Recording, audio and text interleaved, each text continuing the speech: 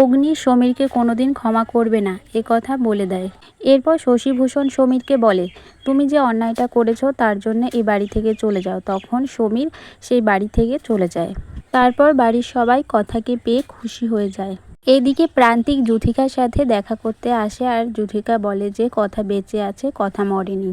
এরপর প্রান্তিক বলে যে রথযাত্রার দিন আমি সবাইকে শেষ করে দেব। এদিকে যূথিকা বলে যে কিন্তু ওর কাছে তো অ্যান্টিডোট আছে। কিন্তু প্রান্তিক বলে যে কতই বা অ্যান্টিডোট বানাবে, আমি সবাইকে শেষ করে দেব। পরের দিন সকালবেলা জগৎপুরে জগন্নাথ দেবের মন্দিরে যাবার সময় তিমির জোর করে কথাকে অগ্নির গাড়িতে তুলে দেয়।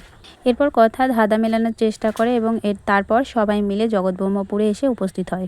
এরপর আচার্য মশাই তাকে বলে যে তোমাকে ভালো করে দেখি কি বাঁচার আশা তোমায়, আর এই ইচ্ছে শক্তির জোরে জগতের টানে তুমি ফিরে এসেছো।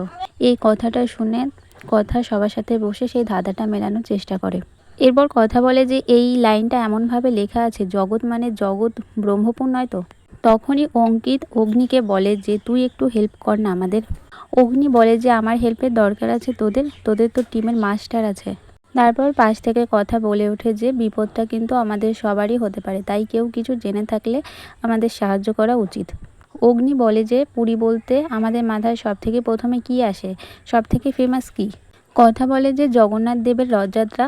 তারপর কথা বলে জগন্নাথ দেবের রথযাত্রার দিন ওরা কোনো পরিকল্পনা করছে না তো। এরপর কথা পুলিশকে ফোন করে বলে যে আপনারা তাড়াতাড়ি আসুন, ওরা গণহত্যার চেষ্টা করেছে, আপনারা তাড়াতাড়ি এখানে চলে আসুন। বন্ধুরা, আমার সম্পূর্ণ ভিডিওটি দেখার জন্য তোমাদের অনেক অনেক ধন্যবাদ। চ্যানেলে নতুন হলে সাবস্ক্রাইব করে পাশে থেকো। দেখা হবে পরবর্তী ভিডিওতে।